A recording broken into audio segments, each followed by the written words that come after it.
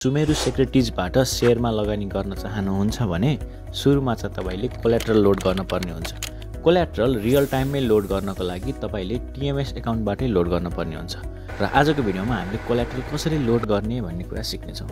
सुरुमा चाहिँ तपाईले आफ्नो टीएमएसमा लगइन गर्नुपर्ने हुन्छ। टीएमएस लगइन भइसकेपछि तपाईले आफ्नो लेफ्ट साइडमा फन्ड म्यानेजमेन्ट भन्ने अप्सन देख्नुहुन्छ।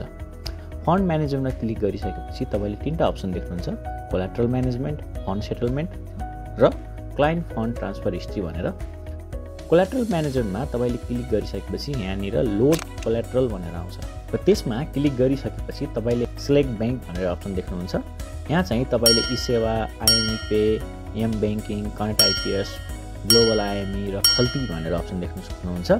र म चाहिँ अहिले कनेक्ट आइपीएसबाट लोड गर्न जाँदैछु। मैले कनेक्ट आइपीएसमा क्लिक गरेँ र यहाँनिर तपाईले पेमेन्ट मेथडमा चाहिँ वेब भनेर सिलेक्ट गर्नुहोस्। अहिलेको लागि म चाहिँ 1000 रुपियाँ लोड गर्न गइरहेको छु। यहाँनिर मैले 1000 भनेर टाइप गरेको छु र रिमार्क्समा चाहिँ तपाईलाई आफूलाई सजिलो लाग्ने रिमार्क्स लेख्न सक्नुहुन्छ।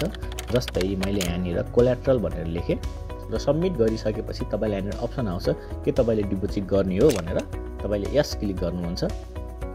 यस क्लिक गरिसकेपछि यहाँनिर तपाईको कनेक्ट आइपीएसको लेआउट खोल्छ र तपाईले यहाँ आफ्नो युजर नेम र क्याप्चा इन्टर गरिसकेपछि साइन इन गर्नुपर्ने हुन्छ। साइन इन गरिसकेपछि तपाईले एउटा अप्सन देख्नुहुन्छ जहाँ देखाउँछ कि पेमेन्ट्स डिटेल र एकाउन्ट डिटेल्स भनेर।